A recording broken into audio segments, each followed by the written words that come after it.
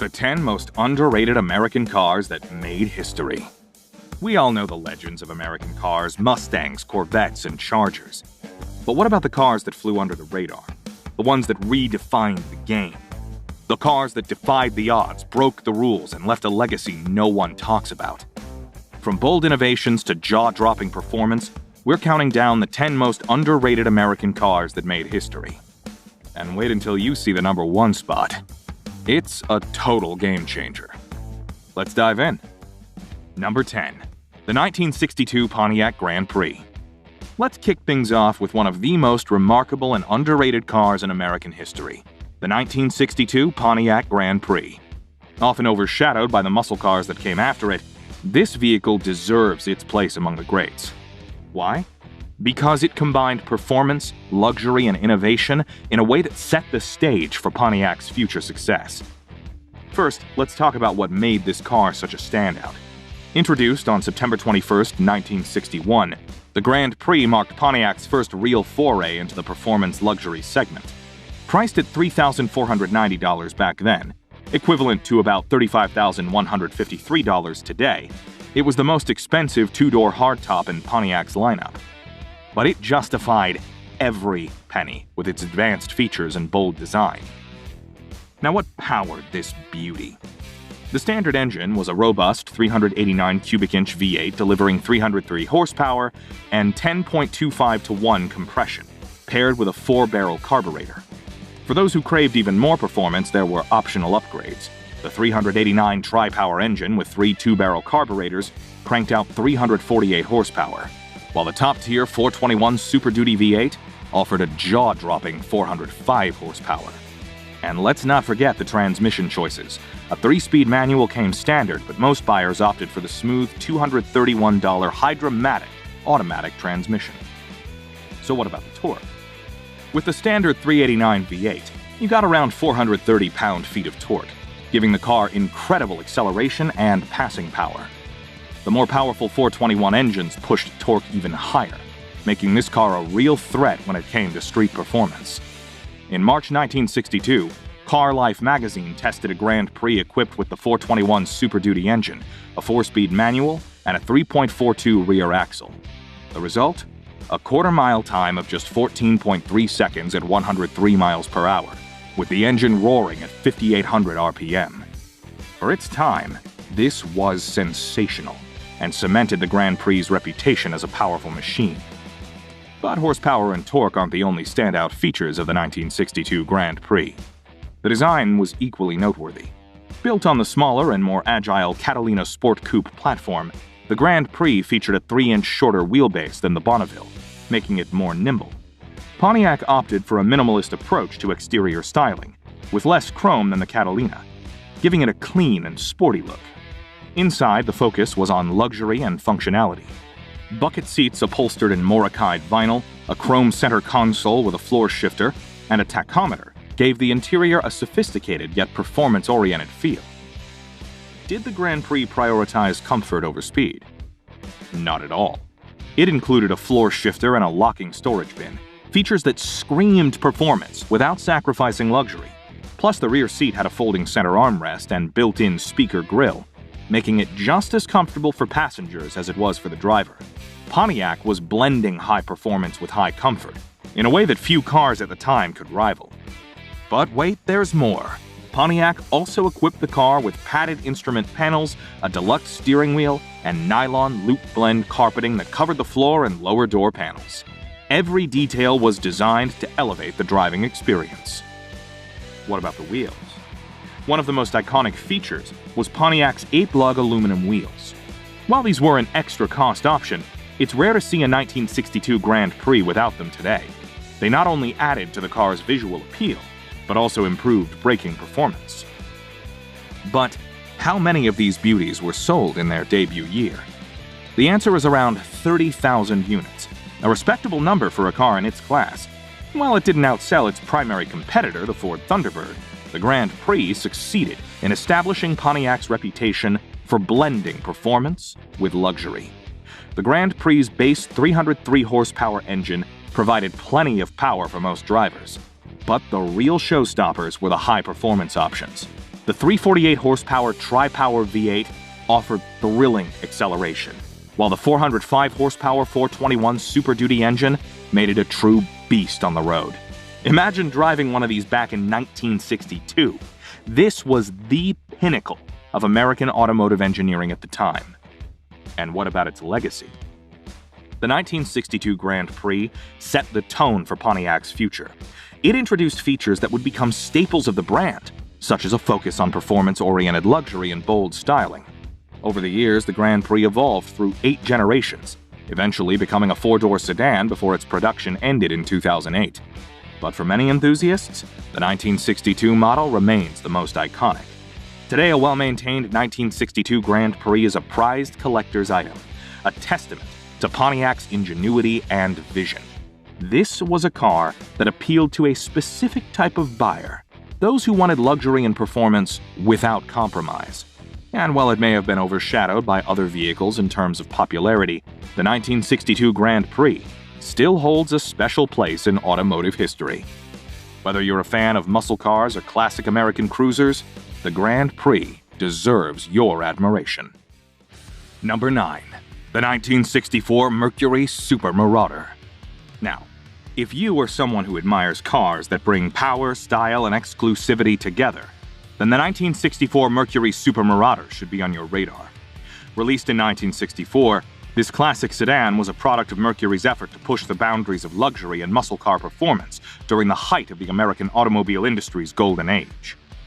But what exactly made this car stand out during its time? And why does it still hold an impressive place in automotive history today?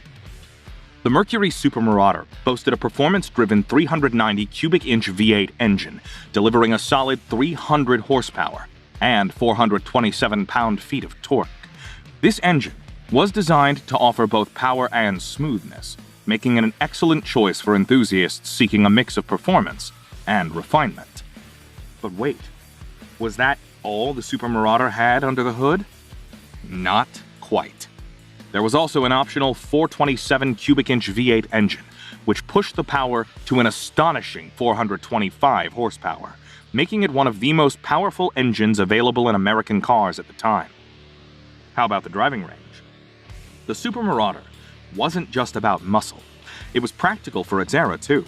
With its sizable fuel tank and reasonably efficient V8 engines, it offered a respectable range, ensuring you could enjoy long highway drives without frequent refueling stops.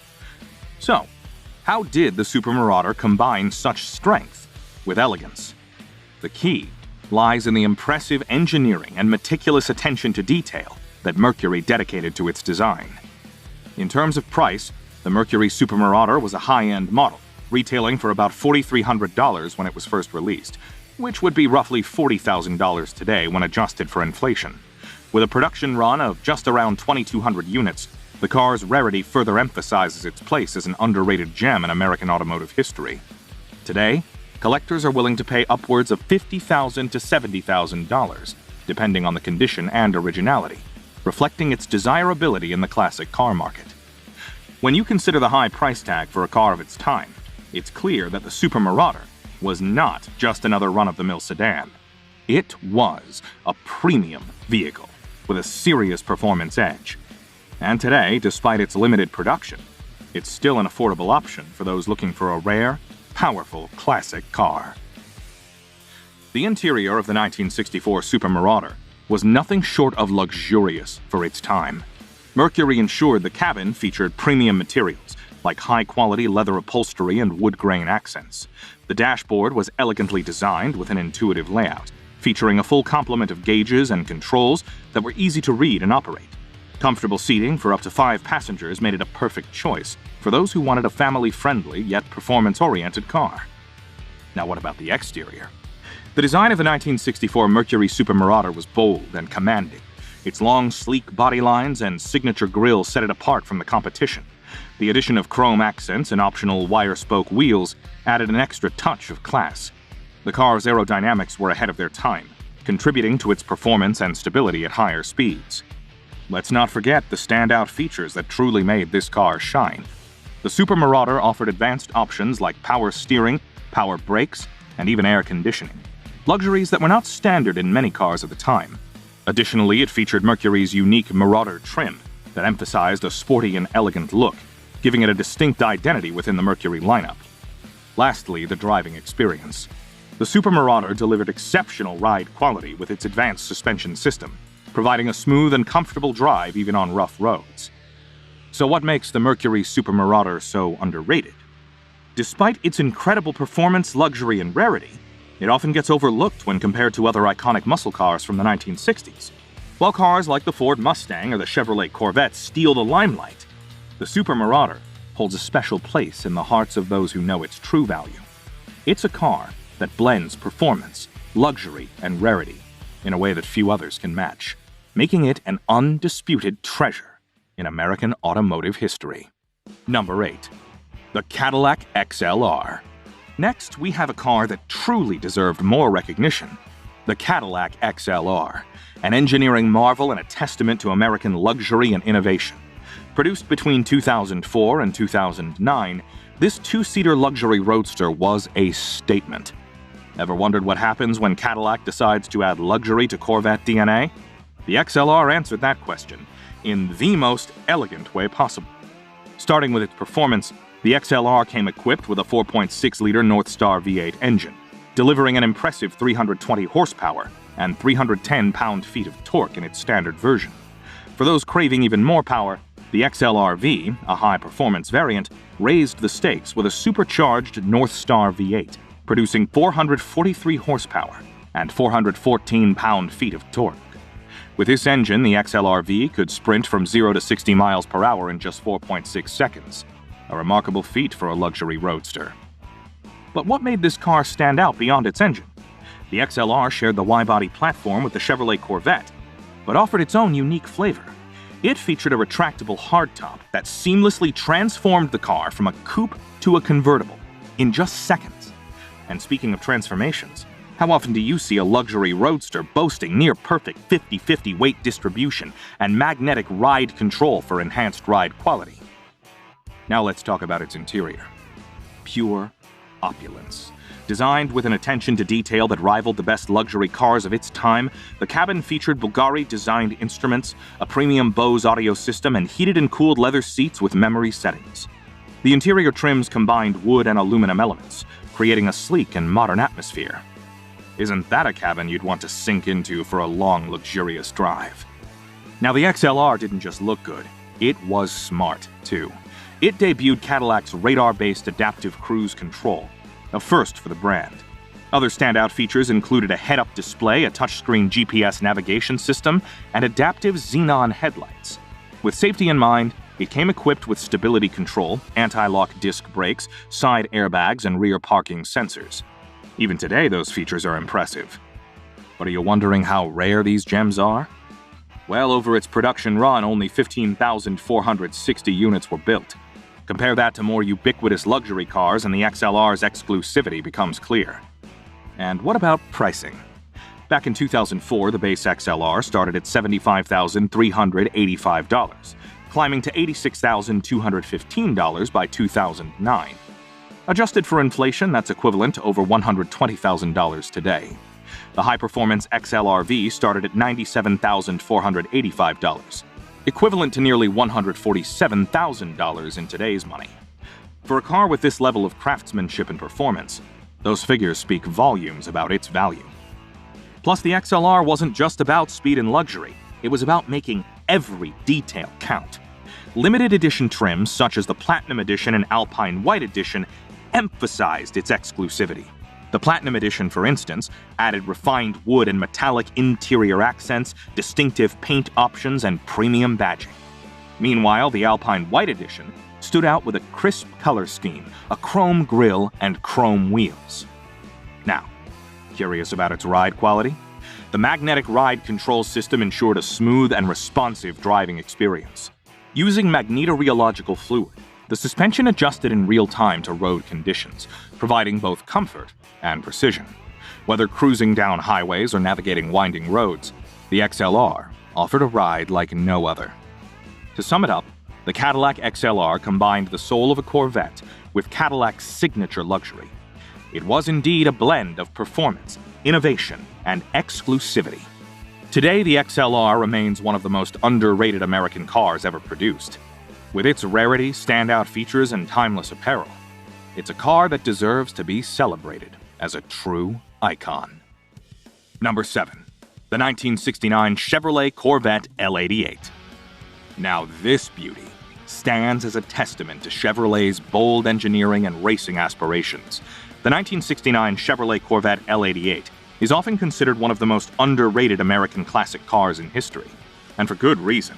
With its breathtaking design, inspired by the Mako Shark 2 concept, this car seamlessly combined style and raw performance, making it an icon on both the drag strip and the road course. But what makes it so special? Well, the L88 was equipped with a 427 cubic inch 7-liter V8 engine that Chevrolet officially rated at 430 horsepower at 5,200 RPM. But was that the whole truth? Hardly. Period tests and modern dyno assessments revealed that this powerhouse actually produced a jaw-dropping 574 horsepower at 6,500 RPM and 550 pound-feet of torque. Imagine the roar of that engine on full throttle. The understated horsepower rating was an intentional move by Chevrolet to discourage casual buyers and ensure the L88 remained in the hands of serious racers. So how fast could it go? This Corvette clocked 0 to 60 miles per hour in a brisk 5.2 seconds and reached an impressive top speed of 170 miles per hour. With its exceptional acceleration and speed, it was like a racing machine designed for victory. Its performance credentials were proven on the drag strip, where a specific example set 2 American Hot Rod Association World Drag Racing records, with quarter-mile times of 11.77 and 11.39 seconds. Can you name another car from its era that could achieve that? Every detail of the L88 was optimized for performance. The engine featured aluminum cylinder heads, a high-lift racing camshaft, and forged internals, all contributing to a staggering 12-to-1 compression ratio. The carburetor? An 850 CFM Holley 4-barrel mounted on an aluminum intake manifold. The combination ensured this car was track-ready straight off the production line. And how about fuel? The L88 required a minimum of 103 octane, a clear indicator of its high-performance pedigree. Plus, the L88 package wasn't just about the engine. It included a close-ratio M22 Rock Crusher 4-speed manual transmission, transistor ignition, heavy-duty suspension, and power-assisted brakes. Even the tires and exhaust system were chosen with performance in mind, ensuring every component worked together seamlessly. To maintain its racing focus, the L88 excluded creature comforts like power steering, a radio, or even air conditioning. After all, why bother with extras when you're chasing records on the track? Plus, did you know only 216 L88 Corvettes were produced between 1967 and 1969? Of those, just 116 were built in the final 1969 model year. These numbers make it one of the rarest Corvettes ever produced. Its exclusivity was further enhanced by a price tag that was anything but modest. The L88 package added $1,871.35 to the Corvette's $4,871 base price, a significant investment at the time.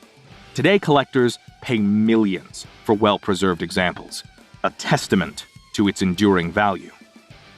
What about its looks, you ask? Well, the 1969 L88's body was an epitome of Corvette's third-generation C3 design, characterized by its long, low stance and dramatic curves. The unique hood with a pronounced power bulge was a subtle hint at the beast lurking underneath. Finished in stunning colors like Riverside Gold, each car was a visual masterpiece that turned heads wherever it went. Nope, not kidding. The Riverside Gold model, restored by Corvette specialist Kevin McKay, has earned prestigious awards, including Bloomington Gold Certification, NCRS Top Flight, and the Duntov Mark of Excellence. This level of recognition isn't just about beauty. It's a nod to the car's impeccable engineering and historical significance. What makes this car even more special? Its history. Many surviving L88s come with extensive documentation, including original window stickers, invoices, and racing certificates. One example had a lineage tracing back to its original dealer, where it was used as a demonstrator and weekend drag racer before passing through just a handful of owners. The provenance of these cars adds immense value and tells a story that's as fascinating as the car itself. With less than 120 examples from its final production year, this car remains a legend in the automotive world and a symbol of Chevrolet's commitment to performance. For those fortunate enough to own one, it's not just a car, it's a piece of history. Number 6. 1964 to 1966 Ford Thunderbird. Moving on, let's now switch gears and take a look at one of the most underrated gems in American automotive history, the 1964 to 1966 Ford Thunderbird. Have you ever wondered what made this car stand out in an era dominated by muscle cars and luxury cruisers? The answer lies in its unique blend of performance, design, and innovation. To start, let's talk about the engine options. The Thunderbird of this era came with two robust V8 engines. The standard was the 390 cubic inch V8, delivering a commendable 300 horsepower and 427 pound-feet of torque. For those looking for even more power, the optional 428 cubic inch V8 packed 345 horsepower and a mighty 462 pound-feet of torque. These engines provided a smooth yet exhilarating driving experience, perfect for both highway cruising and urban driving. The car also featured a 3-speed Cruise-O-Matic automatic transmission, ensuring a smooth and responsive ride. What about performance? With a top speed of around 120 miles per hour and a 0 to 60 mile per hour time of just under 9 seconds for the 390 V8 model, the Thunderbird was no slouch. It was designed to balance luxury and power seamlessly, making it a car that appealed to a wide range of buyers. Now let's step inside. The Thunderbird's interior was a masterpiece of mid-60s automotive design. Have you seen a cockpit-inspired interior that truly feels like a pilot's command center? This car had it. The wraparound dashboard featured precision instruments, and the placement of controls was intuitive, making it both functional and stylish. It also had bucket seats with a center console, a relatively new concept at the time, adding to its sporty and luxurious vibe. Optional features included air conditioning and power seats, but one of the most notable features was the swing-away steering wheel, which pivoted out of the way when the car was in park, making it easier to enter and exit the vehicle. This thoughtful design was one of the many ways the Thunderbird set itself apart. But what about the design? The Thunderbird's exterior was nothing short of striking. It featured clean, flowing lines with a hint of muscularity. The elongated hood, chrome accents, and sleek roofline gave it a commanding road presence. The 1966 model in particular introduced a subtle redesign with a more prominent grille and updated taillights, further enhancing its appeal. Let's address the practicality next. With a length of nearly 205 inches, the Thunderbird wasn't a small car, but its proportions were perfectly balanced.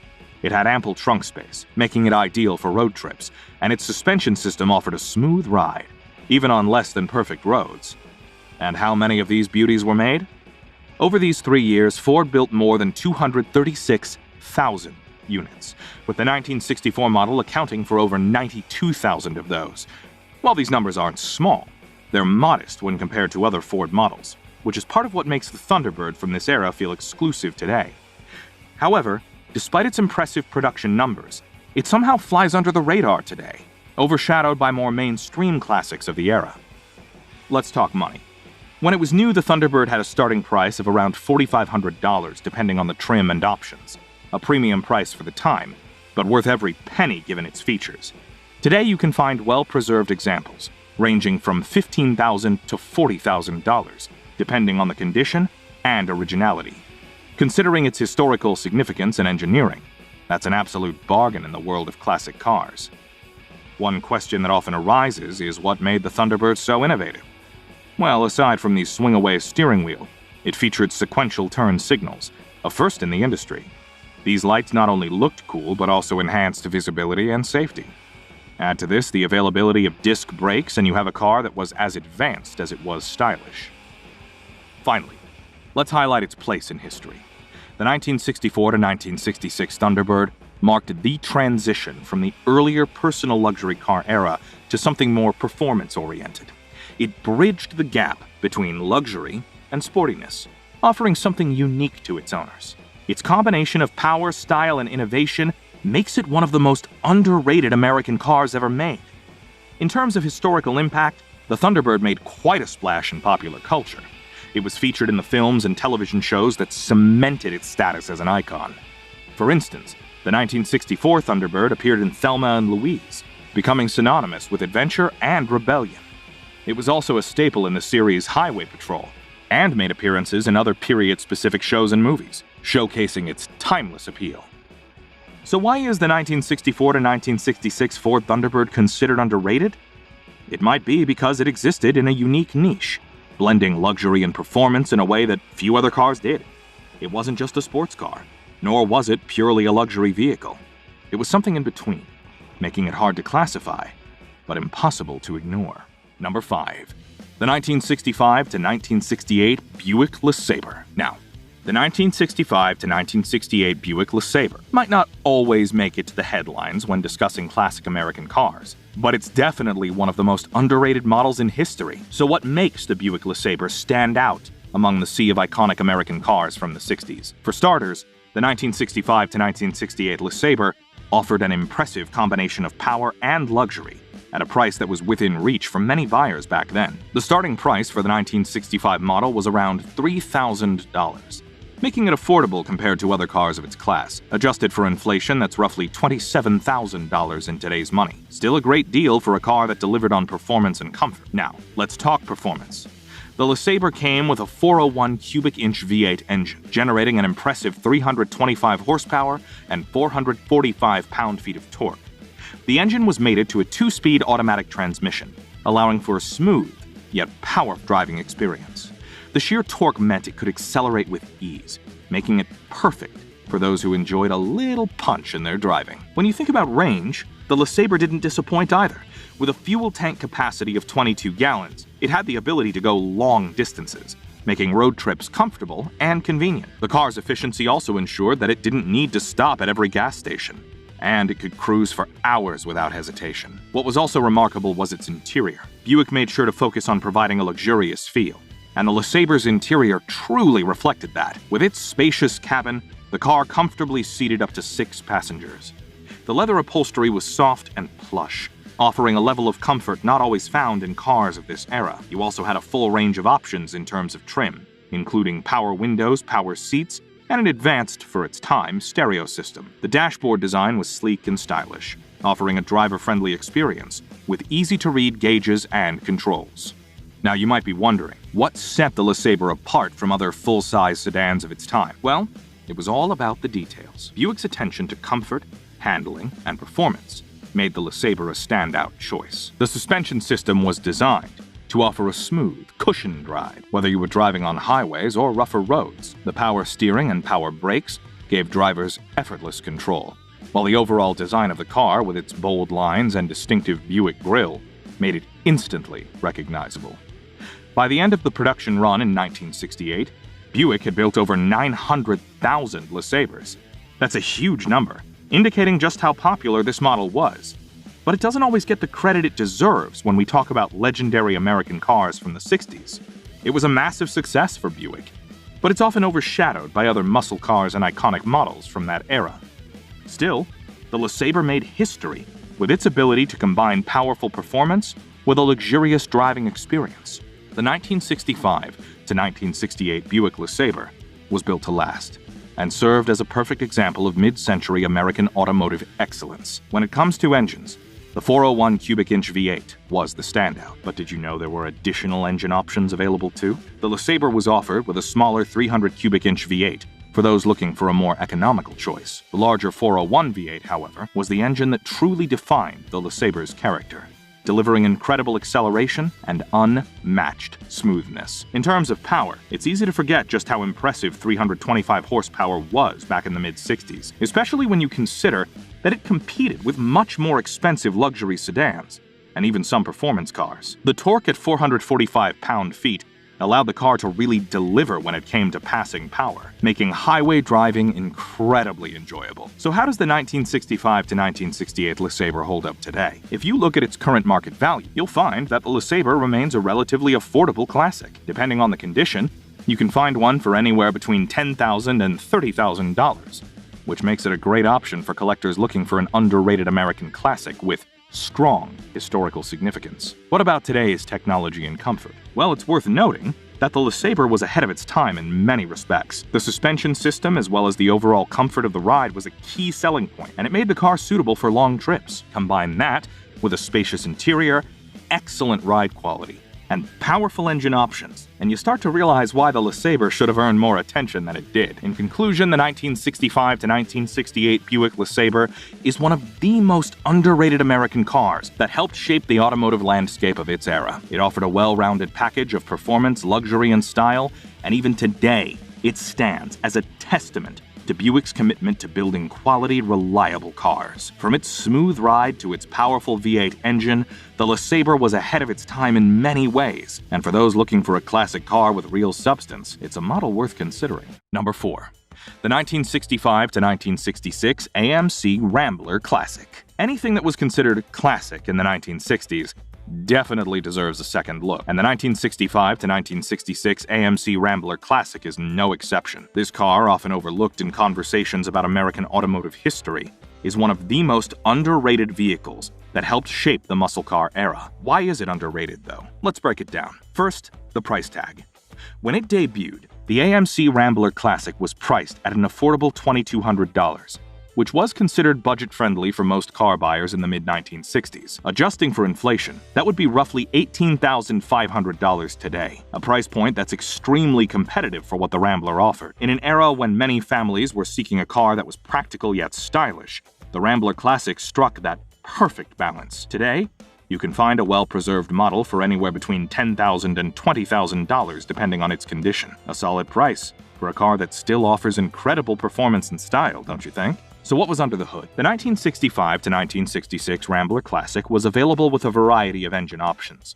The base engine was a 232 cubic inch inline 6, delivering 145 horsepower and 210 pound-feet of torque. The engine was known for its reliability and smooth operation, perfect for everyday driving. But for those who wanted more performance, the Rambler offered the 287 cubic inch V8, producing 195 horsepower and 290 pound-feet of torque. This V8 engine gave the Rambler Classic a punch, making it suitable for both city commutes and weekend cruises. If you're wondering about the performance, let's talk about speed. The Rambler Classic could go from 0 to 60 miles per hour in just over 9 seconds with the V8 option. Impressive for its time. The combination of power, lightweight, and good aerodynamics allowed the Rambler to handle well on the road and cruise smoothly at higher speeds. How about its range? The 1965 to 1966 AMC Rambler Classic had a fuel tank capacity of 16 gallons, which offered a respectable range of about 350 miles on a single tank.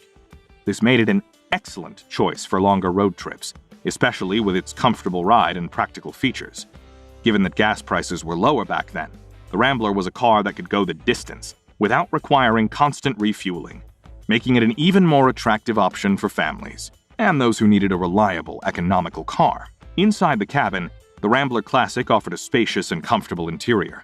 With room for 6 passengers, it had one of the roomiest interiors in its class. The seats were designed for long-haul comfort, and the dashboard featured simple yet effective controls. The upholstery options ranged from vinyl to cloth, giving buyers flexibility in terms of comfort and style. Plus, the rear seats were large enough for adults to sit comfortably, unlike some of its competitors that focused more on sportiness than comfort. Now let's talk about the standout features. The 1965 to 1966 Rambler Classic was packed with innovative options for its time.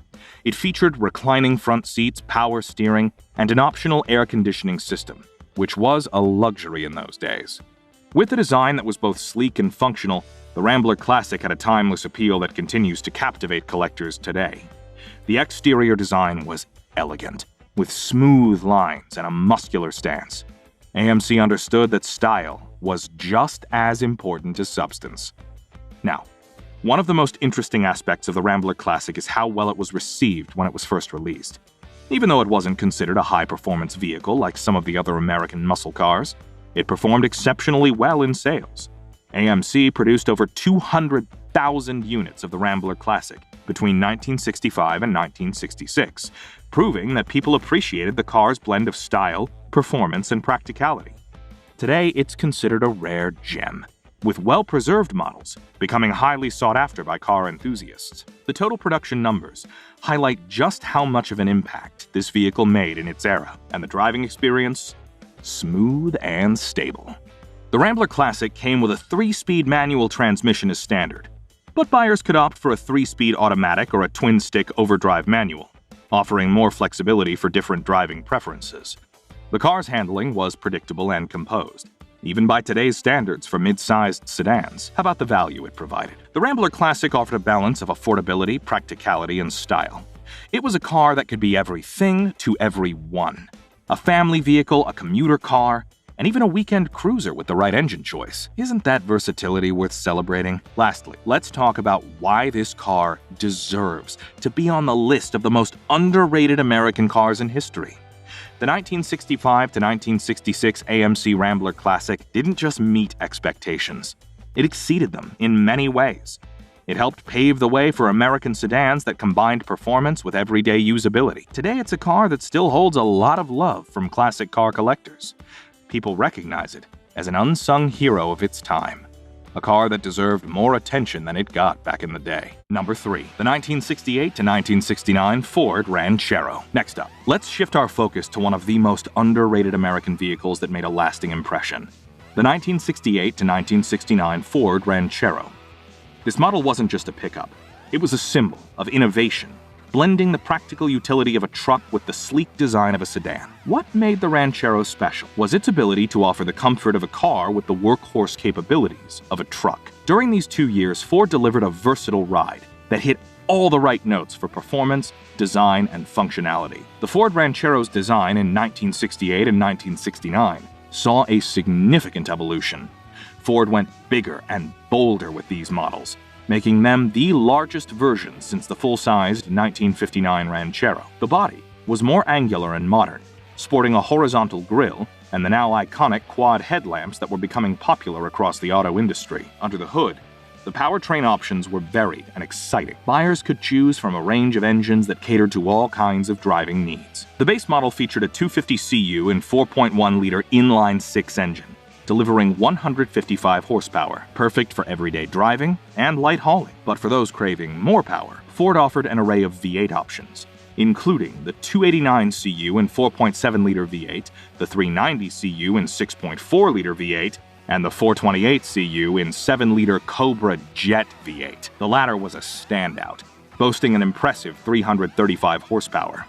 For 1969, the Ranchero lineup added a new 351 Windsor engine, which offered even more torque and power, further solidifying its performance credentials. In terms of torque, the 428 Cobra Jet engine stood out with 440 pound-feet, allowing the Ranchero to accelerate quickly and handle heavy loads without a hitch. With the torque and horsepower on tap, the 1968 to 1969 Ranchero could compete with other muscle cars of the era, making it one of the most underrated cars of the period. But did this mean it sacrificed comfort for power? Not at all. The interior of the Ranchero was as impressive as its performance. Ford made sure that even the base models offered a comfortable, functional cabin, while the higher trims like the Ranchero 500 and Ranchero GT elevated the experience. The interior layout was inspired by the Torino and Fairlane, featuring a 4-pod instrument cluster.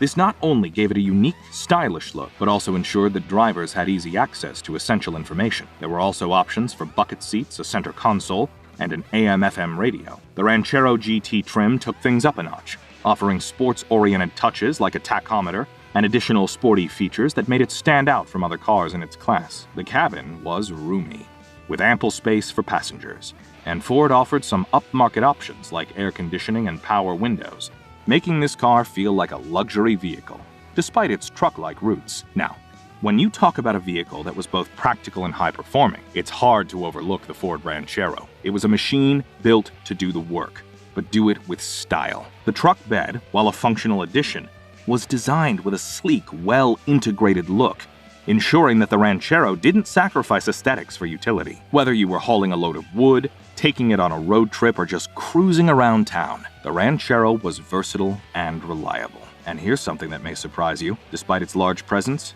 it was still fairly easy to drive thanks to its well-tuned suspension and balanced chassis. The handling and ride quality were superior for a vehicle of its size, making it perfect for both work and leisure. As far as price goes, the 1968 Ford Ranchero started at around $2,500, which was reasonable considering the performance and luxury features on offer.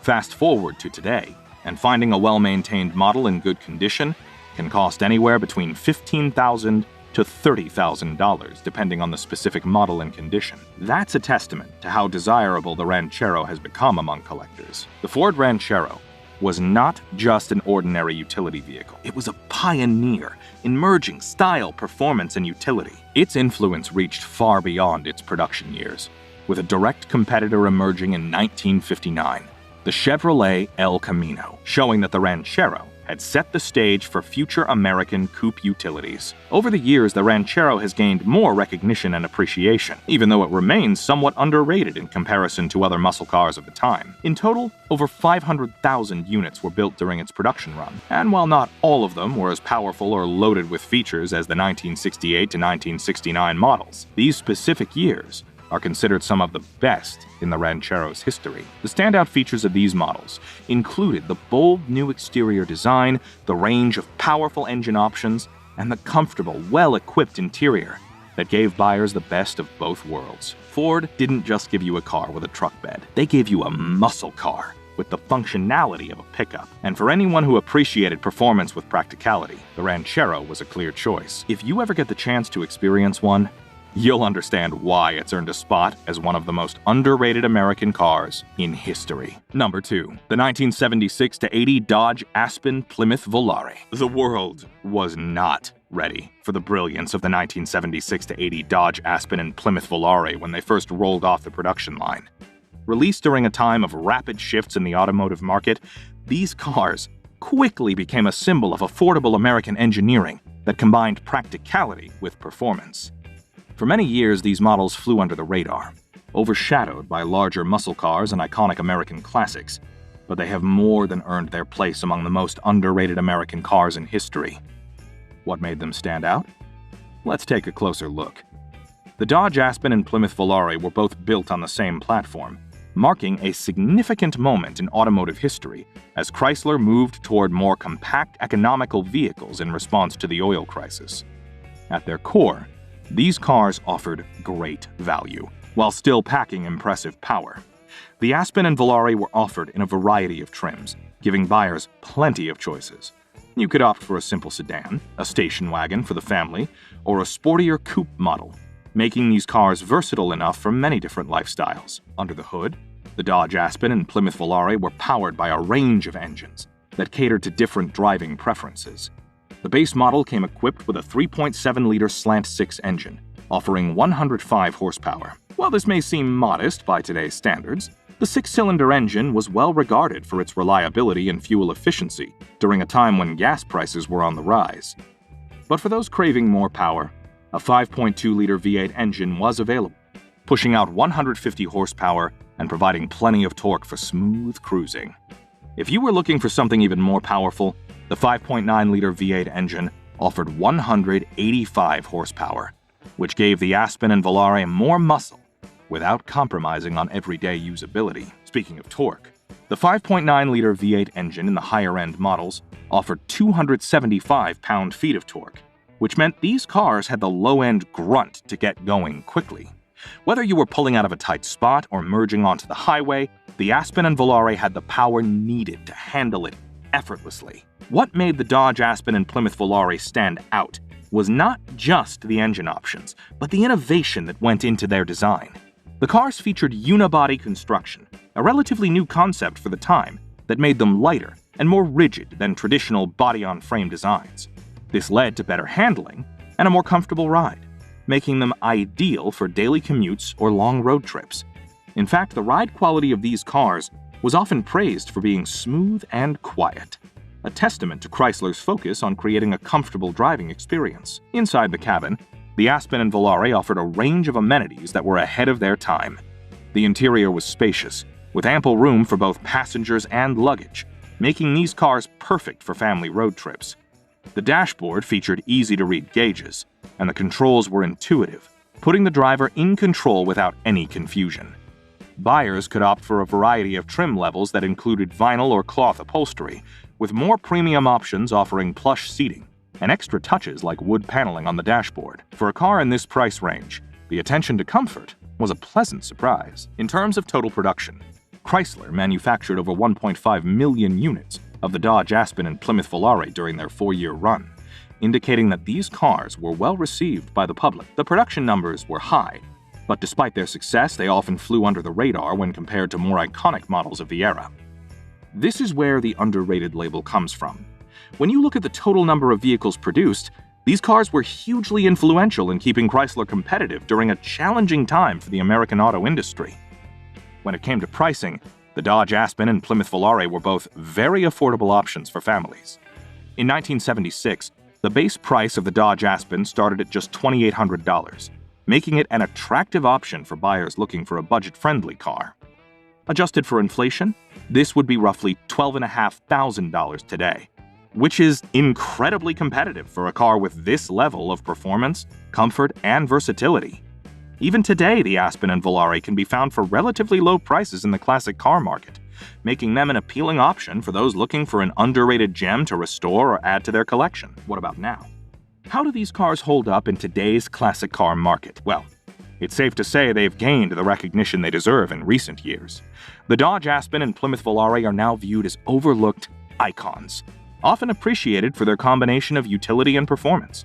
They're not just relics of the past.